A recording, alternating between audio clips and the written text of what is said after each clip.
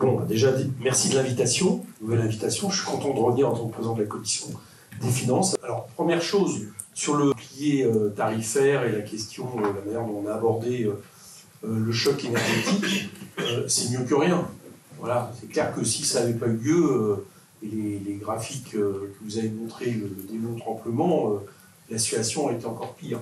Pour autant, est-ce qu'on peut se contenter de ce système, notamment de manière pérenne? La réponse est non. Nous constatons que ça n'a pas empêché la baisse du pouvoir d'achat, et la baisse du pouvoir d'achat notamment des déciles les plus défavorisés, qui, d'après à peu près tous les chiffres retenus pour la suite, va malheureusement s'amplifier en 2023. Donc la réponse est non, parce que la première question, c'est déjà de permettre à des gens de pouvoir gagner correctement et mieux leur vie. C'est-à-dire que ça touche l'augmentation des salaires. On va en débattre sûrement que vous arrivez à des conclusions au niveau de l'IPP qui critiquent une idée, par exemple, d'indexation des salaires sur l'inflation. Il y en aura. Enfin, toujours est-il que pour le moment, ce qui pâtit, c'est que globalement, y compris là, il y a une étude qui vient de sortir dans les Échos sur les PME, les hausses de salaire dans ce pays ne suivent pas l'inflation. Et c'est ça qui est problématique. Pas seulement d'ailleurs les salaires, mais j'allais dire tous les revenus découlant du travail. Donc, premier problème, et ça, le gouvernement, pour le coup, n'a absolument rien fait qui permette d'affronter cette réalité, qui permette de l'affronter de manière pérenne. Deuxièmement, au niveau de l'énergie, nous l'avons dit, nous pensons que, combiné avec cette hausse des salaires et donc avec une politique de la demande, pour aller vite, le fait de ne pas bloquer les prix est une erreur.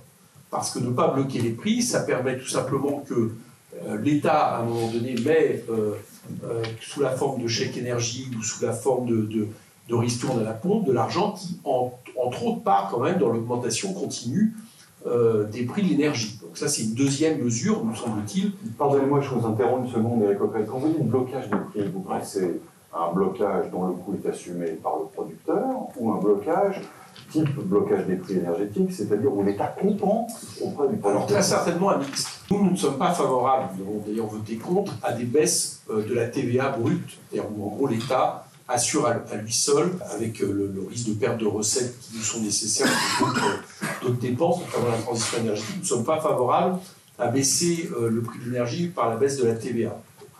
Par contre, nous serions favorables à un mix qui permette à la fois de jouer sur la taxation, je veux dire, donc des énergéticiens, sur pourquoi pas effectivement une TVA flottante, ça on peut l'imaginer, c'est-à-dire que l'État ne fasse pas moins de recettes, c'est une chose, mais que l'État fasse plus de recettes parce que l'énergie augmente, ça c'en est une autre, et puis donc, principalement par ces deux systèmes. Bon, ça, donc, avec un blocage des prix quand c'est nécessaire, mais quand c'est nécessaire, parce qu'il faut quand même rappeler une chose, vos chiffres le montrent aussi, c'est que s'il y a hausse aujourd'hui de l'énergie, c'est pas juste dû à la guerre en Ukraine, c'est aussi dû à une spéculation massive, notamment en termes de carburant sur le marché, dont ont été aussi bénéficiaires justement les énergéticiens. Sur la question des taxations, alors première remarque, Jean-René Cazeneuve disait pour nous, la solution était européenne. Enfin, je dois dire qu'elle est devenue européenne parce que, fort heureusement, certains autres États européens l'ont décidé avant la France. Je rappelle que Bruno Le Maire, c'était encore l'été dernier, disait qu'il n'y aurait pas de taxation. Voilà, c'était quelque chose qui, parce qu'il fallait une stabilité, donc il n'y aurait pas de taxation. Et puis ce qui s'est passé, c'est que l'Italie l'a fait, l'Espagne l'a fait, l'Allemagne l'a fait, et qu'à partir de là, la solution, c'était de se dire, ça serait peut-être pas mal que ça soit au niveau européen. Mais c'est bien parce qu'il y a d'autres États européens qui ont décidé d'une manière différente, même si le mot taxation n'était pas forcément utilisé, mais enfin, ça revenait au même, que finalement, on en arrive à la situation de l'article proposé par le gouvernement qui anticipe ce qui va se faire au niveau européen. Bon, tant mieux. Maintenant, nous pensons qu'on peut faire plus. Et là aussi, c'est le débat, savoir s'il n'y a que le secteur de l'énergie qui peut être taxé, pour nous, non. Et de ce point de vue-là, je suis assez content des chiffres que vous sortez.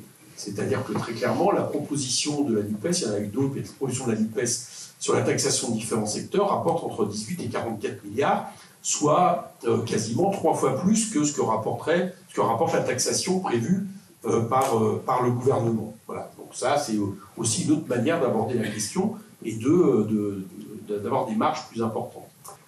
Éric Coquerel, je reviens à l'aspect taxation. Il y a un risque qui a été souligné par la présentation dans le projet du PES, c'est que, pour le coup, on frappe un peu large, et en particulier les entreprises qui avaient une situation financière assez détériorée et pour laquelle L'amélioration de 2022 ne fait jamais que compenser en totalité ou en partie. Et le risque aussi de frapper les sociétés cycliques, c'est un peu les mêmes d'ailleurs, hein. C'est-à-dire que finalement, on les fragiliserait. Alors l'avantage, c'est qu'on ne rate pas ce qu'on ne doit pas rater, l'inconvénient, c'est qu'on peut aligner ce qu'on devrait rater. Ouais. Moi, je veux bien, alors je serais ravi d'en discuter avec les auteurs de l'étude, mais je voudrais qu'on me cite l'exemple d'une entreprise qui a un chiffre d'affaires de plus de 750 millions d'euros annuels, qui aurait fait, donc, puisque c'est ça le seuil, 25% de bénéfices en plus que par rapport aux années de référence, et pour lesquels on pourrait dire que cette augmentation du bénéfice est venue en gros d'une compensation d'investissement passé. Je pense que si on arrive à me donner un exemple, tant mieux. Je pense que ça ne doit pas être quelque chose qui couvre de manière très large la raison des surprofits qui ont été faits par rapport à la période d'avant-crise. La deuxième chose, je l'ai vu par contre sur les risques d'optimisation fiscale, autrement dit, comment ces entreprises du coup pourraient être amenées à essayer d'éviter l'impôt. Nous, on est pour un impôt universel, c'est les travaux de Zuckman, c'est-à-dire faire en sorte que on taxe les entreprises en France à hauteur de leur chiffre d'affaires en fonction, j'allais dire, de l'établissement d'un impôt sur les sociétés qui serait de 25%, y compris dans les pays où ils vont se réfugier, de façon à essayer de contrevenir à ça. Et de toute façon, je ne suis pas pour rentrer dans un débat où on évite certaines taxations qu'on estimerait justes parce qu'il y a trop de profits d'un côté et qu'on en a besoin pour les recettes de l'État, sous prétexte que, attention, si on le fait comme ça, il va y avoir optimisation. Il faut lutter contre les moyens d'optimisation, c'est plutôt ça qui me semble être nécessaire. Je crois, et d'ailleurs, je ne sais plus quel était le graphisme qui montrait quand même que la concentration dans la valeur ajoutée des entreprises était comme par hasard, y compris celles qu'on pourrait cibler, se faisait comme par hasard sur les entreprises qui ont le plus profité, de l'inflation, l'augmentation des prix, énergie notamment, c'est quand même 2,6 fois pour le carburant d'augmentation des prix qui sont vidés. Le deuxième, c'était le transport. Donc on retrouve bien quand même, au bout du bout, celles des entreprises dont on sait que par rapport à la période de la crise, c'est eux qui ont pu profiter quelque part de l'explosion des prix et de l'inflation. Je crois que moi, ça ne me semble pas être des arguments suffisants pour ne pas aller le chercher. D'autant plus, je termine juste là-dessus, c'est que la raison pour laquelle on va le chercher, c'est pas juste une question, j'allais dire, de plus grande justice fiscale ou sociale, c'est parce qu'on a besoin d'argent. On ne peut pas, pour répondre à la question que vous posiez, c'est-à-dire qu'est-ce qu'on entrevoit pour l'année prochaine, on ne peut pas mettre de côté une politique qui serait celle des prix de l'énergie et de l'autre côté, les moyens nécessaires pour une question écologique qui sont de plus en plus importants au fur et à mesure qu'on tarde de prendre les mesures nécessaires. Donc on a besoin d'argent.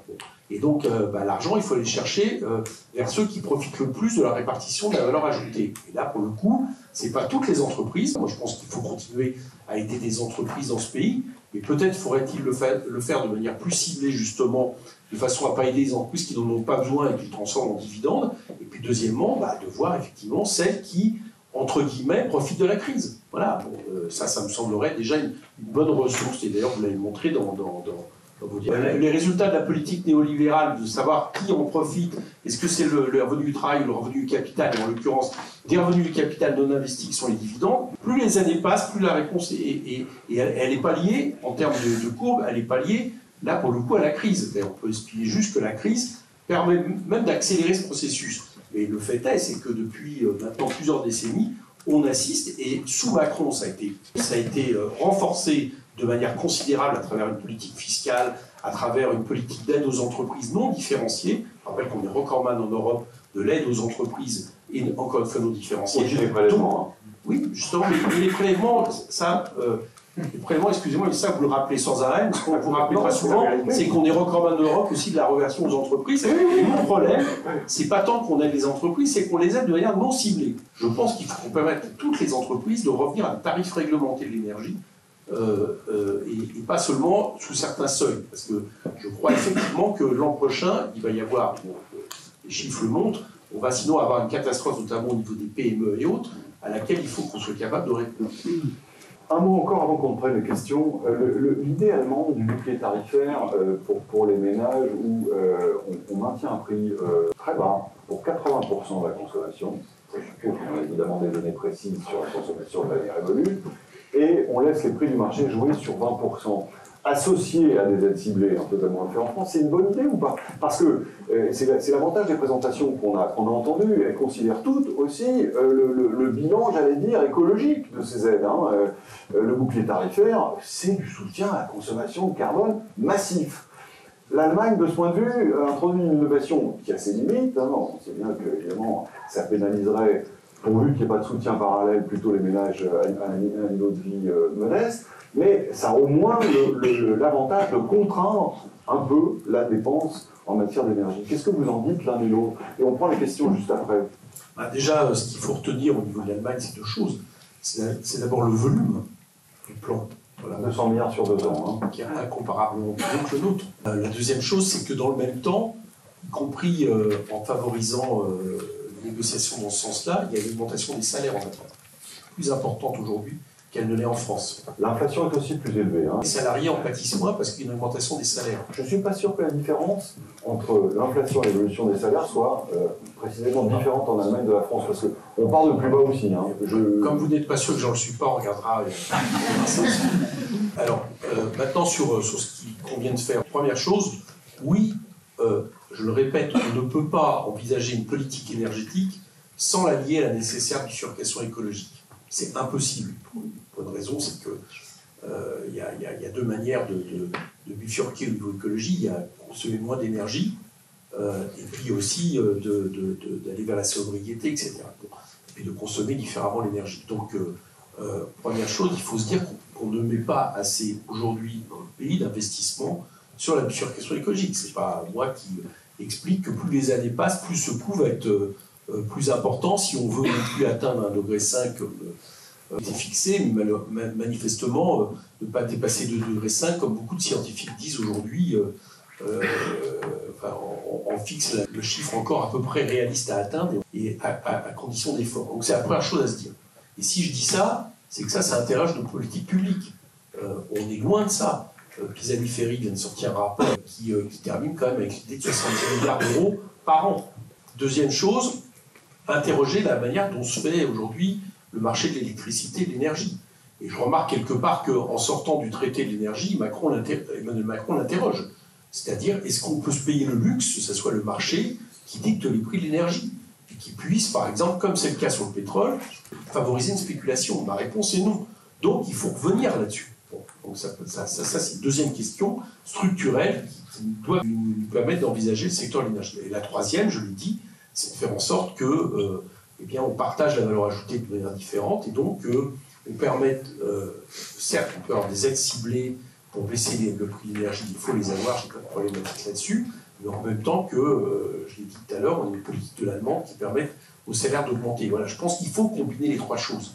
Et que si on ne combine pas les trois choses, il manquera toujours un élément au chantier qui est devant nous.